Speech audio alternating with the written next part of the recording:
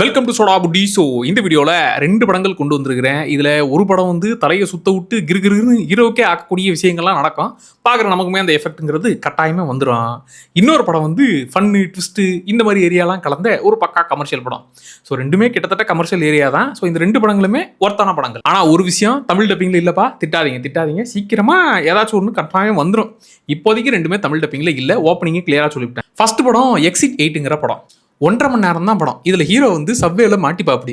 அங்கேருந்து தப்பிக்க என்னென்ன விஷயங்கள்லாம் பண்ணுறாரு, எதுக்காக நம்ம மாட்டிக்கிட்டோம், என்னன்னா நம்மளை சுற்றி நடக்குது, இதெல்லாம் தான் இந்த ஒட்டுமொத்த படமே. இதில் ஹைலைட்டே ஹீரோவோட கேரக்டர் தான். ஏன்னா ஸ்டார்டிங்கில் ஏன்டா நீ ஹீரோவாடா நீ அப்படின்னு சொல்லி ஹீரோயின் பேசும்போது இவர் பேசுகிற விஷயங்கள்லாம் என்னடா நீ எந்த ஒரு விஷயத்துக்கும் ஒரு பொறுப்பே எடுத்துக்காத மாதிரி இவ்வளோ அசால்ட்டாக அதை ஹேண்டில் பண்ணுறன்ற மாதிரி தான் இருக்கும்.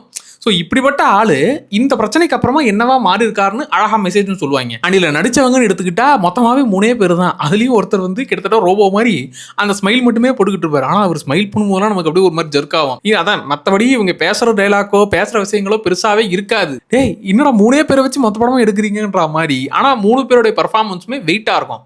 அண்ட் இந்த படத்தில் ரொம்ப பிடிச்சது என்னன்னா, அவர் மாட்டிக்கிட்டாரு, அவர் தப்பிக்க போராடுற இந்த விஷயங்கள்லாம் இருக்கும். அதுக்கு நடுவில் நம்ம இந்த சின்ன வயசுல டோரா பூஜிக்கெல்லாம் ஹெல்ப் பண்ண தெரியுமா, ஏ டோரா அங்கே பின்னாடி பாரு குள்ளநரி வந்துட்டான் பாரு, இன்னும் இதை கவனிக்காம இருக்க, இன்னும் நீ அதை பார்க்காம இருக்க அப்படின்னு அந்த ஒரு எஃபெக்டை இந்த படம் பார்க்கும்போது ஃபீல் ஆகும். ஆக்சுவலாக இது வீடியோ கேமாக வந்து மிகப்பெரிய ஹிட்டு. ஸோ அந்த வீடியோ கேமை இன்ஸ்பயர் பண்ணி வாங்க அதை நம்ம படமாக எடுப்போன்ற மாதிரி பண்ணியிருக்கிறாங்க. அண்ட் இந்த டைப்பில் நம்ம பார்த்த படங்களில் அதுலேருந்து தப்பிச்சா போகிறோம், அதுலேருந்து மாட்டிக்கிட்டாரு, இப்படியாச்சும் வெளியே வந்திருப்பா இப்படிங்கிற விஷயம் மட்டும் இருக்கும். பட் இதில் அப்படி இருந்த ஒரு ஹீரோ ஸ்டார்டிங்கில் நம்ம பார்க்கும்போது டேய் நீ ஹீரோவாடா நீ அப்படின்னு ஃபீலான ஒரு ஹீரோ இந்த மாதிரியான ஒரு சம்பவத்தில் மாட்டிக்கிட்டு அவர் வேற ஒரு ஆளாக மாறி வராருங்கிற அந்த விஷயத்தெல்லாம் ரொம்ப அழகாக பேசினதுனாலேயே ரொம்ப சாட்டிஸ்ஃபைங்காக இருந்துச்சு இந்த படம் முடியும் போது. அண்ட் இந்த படத்தை ஸ்க்ரீனிங் பண்ணப்போ எல்லாருமே பயங்கரமாக கைத்தட்டி சம்மப்பா அப்படிங்கிற மாதிரி கொண்டாடி இருக்கிறாங்கன்ற மாதிரி கேள்விப்பட்டேன். அதனாலேயே ஓகே இது அவார்டு வாங்குற படம் போல இருக்குது, பெருசாக செட் ஆகாது, கமர்ஷியல் விஷயங்கள்லாம் இருக்காதுங்கிற மாதிரி தான் நினச்சேன். ஆனால் ஸ்டார்டிங் ஒரு 5 நிமிஷத்துலேயே இந்த படத்தோட கனெக்ட் பண்ணி விட்டாங்க. அதனாலேயே சரி என்னதான் ஆக போகுது, இப்படி தான் தப்பிக்க போகிறாரு, என்னதான் இந்த பிரச்சனை சமாளிக்க போகிறாருங்கிற அந்த ஒரு விஷயம் கடைசி வரைக்கும் மெயின்டைன் ஆச்சு. 1.5 மணி நேரம் படம் தானே, டக்கு டக்குன்னு போயிடுச்சு. அண்ட் இதில் இத்தனை பிரச்சனைங்க இதெல்லாம் தப்பிக்க போராடுறாருங்கிற இந்த விஷயங்கள்லாம் ஆக்சுவலாக அதுக்கப்புறமா இந்த படம் முடிக்கும் போது ஓகே இந்த விஷயங்கள்லாம் சமாளித்து வந்தாருங்கிறது மட்டும்தானே ஃபீல் ஆச்சு.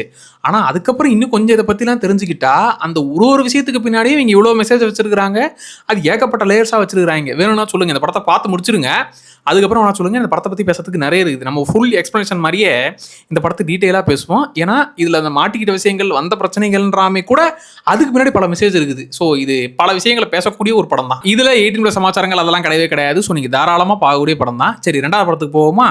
ஓவர் யுவர் டெட் பாடி அப்படிங்கிற படம். இது வழக்கமான டெம்ப்ளேட் தானே அப்படிங்கிற மாதிரி தான் தோணுச்சு. ஆனால் அதுக்கப்புறம் தான் ட்விஸ்ட்டுகள் ஃபன்னுகள்னு இன்னும் பல விஷயங்களை ஆட் பண்ணி வழக்கமான விஷயத்தில் ஸ்மார்ட்டான பல விஷயங்களை ஆட் பண்ணால் நல்லா இருக்கே அப்படிங்கிற ஒரு ஃபீலை கொடுத்துச்சு. முக்கியமாக இந்த படத்தில் அந்த டார்க் காமெடிங்கிறது ரொம்ப நல்லாவே ஒர்க் ஆச்சு. அது நிறைய இடங்களில் ஃபன்னாக இருந்துச்சு. இதில் ஹீரோவை பொறுத்த வரைக்கும் அவரோட டேரக்டர் மிகப்பெரிய டேரக்டர் அப்படின்லாம் சொல்ல முடியாது. ஏன்னா எடுத்தது ஒரே ஒரு படம் தான். அதுக்கப்புறம் படமே எடுக்க வாய்ப்பு கிடைக்காம நம்மளால ஆட் எடுத்துக்கிட்டு அவருடைய வாழ்க்கையை அப்படியே ஓடிக்கிட்டு இருக்காரு. இதில் ஹீரோயினுக்கு ஹீரோயின் ஆகணுங்கிற ஆசை தான், அதுக்கான விஷயங்கள்லாம் பண்ணிக்கிட்டு இருக்கிறாங்க. பட் இதில் என்ன பிரச்சனைனா இவங்க 2 பேருக்குள்ள பயங்கரமான பிரச்சனை. எதுக்கு எடுத்தாலும் முட்டிக்கும்.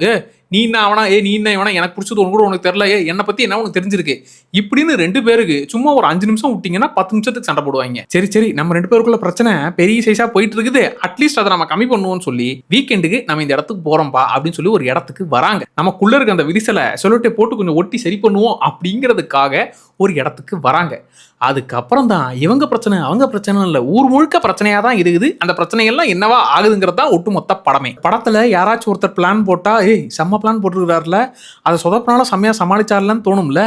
இதில் இருக்கிற எல்லாருமே பிளான் போடுவாங்க. அதனாலேயே நீங்கள் போட்டிருக்கிற பிளானை விட அந்த பிளான் இதுதான் நீங்கள் பேசிக்கிறீங்க பாரு, அதுதான்டா செம்ம வீட்டாக இருந்துச்சு.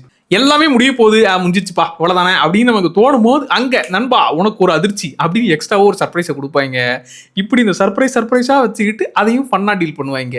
ஆக்சுவலாக இதில் இவங்க போட்டிருக்கிற இந்த பிளான்லாமும் அந்த பிளானுக்கு பின்னாடி இருக்கிற காரணத்தை ஒருத்தரும் அங்கே வாயாலே சொல்கிற விதம்லாம் செம்மையாக இருக்கும். நான் தான் ஸ்டார்டிங்கே சொன்னல, ரொம்ப சிம்பிளான பிளாட்டு, ஹீரோயின் இங்கே வந்தாங்கன்னா இதெல்லாம் நடக்குங்கிறது நல்லாவே தெரியும். ஆனால் இந்த சாதாரண பிளாட்டை எடுத்துக்கிட்டு அதை சுற்றி அப்படியே ஏகப்பட்ட ஃப்ளேவர்ஸை ஆட் பண்ணுற மாதிரி ஏகப்பட்ட ஸ்மார்ட்டான விஷயங்களை ஆட் பண்ணது தான் இந்த படத்தை கடைசி வரைக்கும் அப்படியே என்கேஜிங்காக கொண்டு போச்சு. எனக்கு ஹைலைட்டே இவங்க 2 பேர் சண்டை போட்டுக்கிட்டு இவங்க 2 பேர் கேரக்டர் என்னன்ற நம்ம ஸ்டார்டிங்கே சொல்லுவாங்களா, நீ ஆட் எடுக்கிறவன் தானே, அந்த ஆடை எவனாச்சும் பார்ப்பானான்னு ஹீரோயின் கத்துறது. ஆமாம் இவங்க அப்படியே நடிச்சு தள்ளுருவாங்க. நடிப்புங்கிறது ஒரு துளி கூட உனக்கு கிடையவே கிடையாது, நீலாம் நடிச்சு கிழிச்சிருவியான்னு 2 பேரும் முட்டிப்பாங்க. அப்படி டாம் அண்ட் ஜெர்ரி மாதிரி இருக்கிற கேரக்டர் அதுக்கப்புறம் பண்ணக்கூடிய விஷயங்கள் எல்லாமும் செம்மையா இருக்கும். அதையுமே சென்டிமெண்டான சீனை கூட இவங்க ஃபன் பண்ணி வச்சிருப்பானுங்க. ஸோ அப்படி இவங்க அடிச்சுக்கிறாங்களா இல்ல சென்டிமெண்டா பேசுறாங்களா இல்ல சிரிப்பு மூட்டுறாங்களான்ற மூமெண்ட்லாம் உண்மையாவே குபீர் மூமெண்டா இருக்கும். அதுல சென்டிமெண்டா பேசுற ஏரியா தான் செம்மையா இருந்துச்சு. அண்ட் குறிப்பாக ஃபைட் சீக்வன்ஸ், இவங்க ஒன்றும் அசாசினோ ஸ்பையோலாம் இல்லைல்ல, அதனால இவங்களை சுத்தி நடக்கக்கூடிய சண்டைகள், அந்த சண்டையில இவங்க ஒருத்தர் மண்டை உடையிறதுங்கிற மாதிரி அந்த விஷயங்கள் ரொம்ப ரியலா காமிச்சிருந்தாங்க. அதாவது எப்படியாச்சும் தப்பிச்சிருங்கடா அப்படிங்கிற ஒரு மனநிலையை கடைசி வரைக்கும் மெயின்டைன் பண்ணுவாங்க. ஏன்னா இப்ப சில சண்டையெல்லாம் அப்பா முடிஞ்சிச்சுப்பா, எதுக்கு 10 நிமிஷமா சண்டை போடுறீங்க, ஏன்னா தெரியுமே நீங்க தான் ஜெயிக்க போறீங்கன்னு, அப்படி அந்த மூமெண்ட்டே இருக்காது. இவங்க 2 பேரு டேய் தப்பிச்சிருவீங்களா இல்ல யாராச்சும் ஒருத்தர் போய் சேர்ந்துருவீங்களா அப்படிங்கிற ஒரு டென்ஷனை மெயின்டைன் பண்ணிக்கிட்டே இருப்பாங்க. எனக்கு ஆனா அந்த ஃபைட் சீக்வன்ஸுங்கிறது ஒரு கட்டத்துக்கு மேல எப்பா கொஞ்சம் நிறுத்திக்கலாமே, ரொம்ப ரொம்ப லென்த்தா போறீங்களேன்ற மாதிரி இருந்துச்சு. அது மட்டும் கொஞ்சம் கம்மி பண்ணிக்கலான்ற மாதிரி தோணுச்சு. பட் ஓவரால் எனக்கு ஃபன்னான விஷயங்கள் நிறைய இடங்கள்ல ஒர்க் ஆச்சு. சிம்பிளான விஷயத்த இப்படி கூட ட்ரீட் பண்ணலாம், ஸ்மார்ட்டா சொன்னா செம்மையா இருக்கும்பா அப்படிங்கிற அந்த ஐடியாவே எனக்கு இந்த படத்துல ரொம்ப பிடிச்சது. ஃபைட் சீக்வன்ஸ் ரொம்ப ரியலிஸ்டிக்கா இருந்துச்சு. எனக்கு அதனாலேயே இந்த படம் வந்து பயங்கரமா ஒர்க் ஆச்சு. தமிழ் டப்பிங் மட்டும் ஒழுங்கா பண்ணாங்கன்னா இன்னும் இது செம்மையா இருக்கும். ஸோ தமிழ் டப்பிங் எப்படி வருதுங்கிறத நான் பார்க்குறேன். ஸோ ஃபன்னா இருக்குதுப்பா, செம்ம ஃபன்னா இருந்துச்சு ஒரு படம். அண்ட் இதில் 18+ சமாச்சாரங்கள் அதெல்லாம் தேவையான அளவுக்கு இருக்கு. 18+ ஏரியாவாக தான் இவங்க டிஸ்கஸ் பண்ணுறதெல்லாமும் இருக்கும். அது இல்லாமல் இந்த சண்டை காட்சிகள் எல்லாமே வந்து கொடூரமாக இருக்கும். ஸோ அதனால 18+ ஆட்கள் மட்டும் ட்ரை பண்ணுவது நல்லது. அந்த ஃபர்ஸ்ட் படத்துக்கு அந்த பிரச்சனைலாம் கிடையாது, இந்த படத்துக்கு மட்டும் அது இருக்குது. ஸோ இது தனியாக பார்ப்பது நல்லதுப்பா. சரி, இந்த 2 படத்தையும் பார்த்து முடிச்சவங்க எப்படி இருந்துச்சுங்கிறத மறக்காம கமெண்ட்ல சொல்லுங்க. அப்புறம் ஒருத்தர் வந்து கமெண்ட்ல ரெகுலராகவே கேட்டுட்டு இருக்காரு, எப்பா ஸ்டார் வார்ஸை பத்தி நீ பேசுவியா மாட்டியான்ற மாதிரி. ஸ்டார் வார்ஸ் உடைய அந்த வேர்ல்டை எக்ஸ்பிளைன் பண்ணணும்னே இருக்குது, அதுக்குள்ள இந்த பெண்டிங் வச்சதெல்லாம் முடிக்கிறதுனால கொஞ்சம் டிலே ஆயிட்டு இருக்குது. பட் கட்டாயமா ஸ்டார் வார்ஸை பத்தி ஒரு லாங் வீடியோவாக அது டீட்டெயிலாக எக்ஸ்பிளைன் பண்ணி போடணுங்கிற மைண்ட் செட் இருக்குது. அதை சீக்கிரமே கிளியர் பண்ணி விட்டுருவான். சரி, இன்னும் எந்த சீரிஸ் எந்த மூவிஸை பத்தி பேசலான்றத கமெண்ட்ல சொல்லுங்க. அடுத்தடுத்து அதை கிளியர் பண்ணி விட்டுறலாம். மறக்காம சோடா புடி சேனலை சப்ஸ்கிரைப் பண்ணிக்கோங்க. Tata bye.